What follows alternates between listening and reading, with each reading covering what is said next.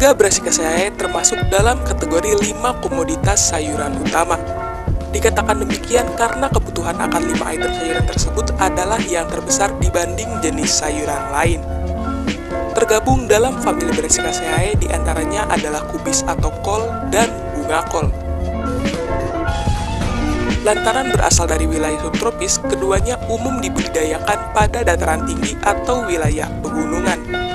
Meski demikian, dengan berkembangnya inovasi yang diterapkan oleh para produsen benih, kol dan juga bunga kol kini bisa ditanam di dataran rendah. Dari sisi kualitas dan kuantitas, bunga kol dataran rendah pun tidak kalah ciamik dengan yang ditanam pada dataran tinggi. Tentu saja ini membuka peluang bisnis bagi petani di dataran rendah untuk bisa bertanam bunga kol. Bila tertarik menekuni usaha bunga kol, tentu Anda harus piawai dalam melaksanakan tahapan budidayanya. Tanaman bunga kol membutuhkan cara dan waktu tanam yang tepat agar produksinya maksimal. Karena itu, diperlukan varietas bunga kol yang jelas daya produksinya dan dapat diterima pasar. Saat ini ragam benih bunga kol yang ditawarkan di pasaran sangat banyak. Namun, tidak semua merek benih memberi jaminan keberhasilan baik saat dibudidayakan maupun dipasarkan.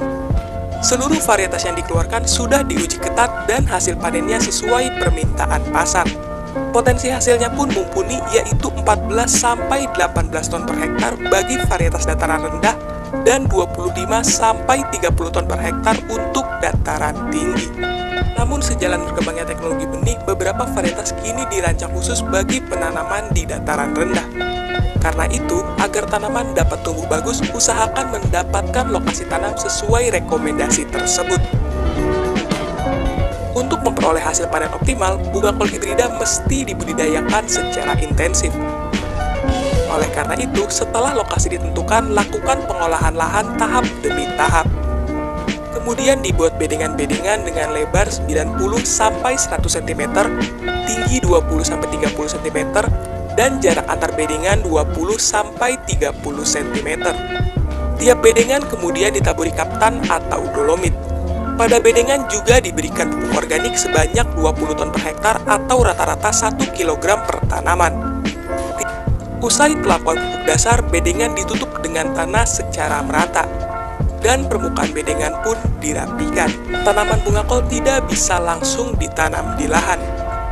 Karena itu dibutuhkan proses persemaian. Untuk melakukannya, sediakan media semai berupa campuran tanah dan kompos dengan perbandingan 1:1. Setelah 7-8 hari setelah semai, benih sudah berkecambah.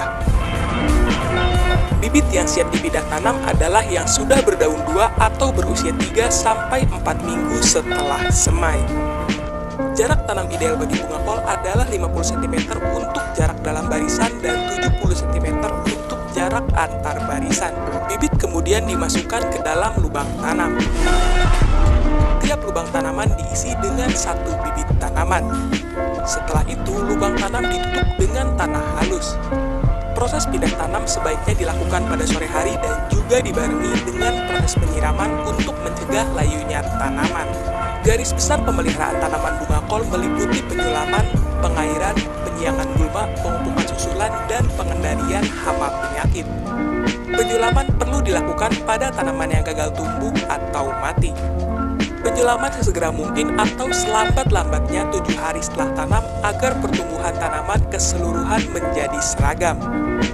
Tanaman bunga kol butuh cukup air meski jumlahnya tidak boleh berlebih. Karena itu, proses penyiraman dapat dilakukan secara berkala setiap hari pada saat musim kemarau. Kebersihan kebun akan membantu tanaman terhindar dari serangan hama dan penyakit. Dalam perawatan dilakukan juga pemberian pupuk susulan. Serangan hama maupun penyakit tidak mengenal musim. Oleh karena itu, untuk mengantisipasi serangan hama dan penyakit, sebaiknya dibuat jadwal penyemprotan. Memasuki usia tanam 45-48 HST, varietas bunga kol dataran rendah sudah mulai dapat dipanen. Sedangkan bunga kol dataran tinggi bisa dipanen pada usia 60-75 HST. Bunga kol dapat dipanen apabila bunga sudah padat dan kompak. Hasil panen yang didapat bervariasi tergantung varietas yang digunakan. Namun rata-rata untuk bunga kol dataran rendah hasil panennya mencapai 14-18 ton per hektar. Sedangkan bunga kol dataran tinggi berpotensi panen 25-30 ton per hektar.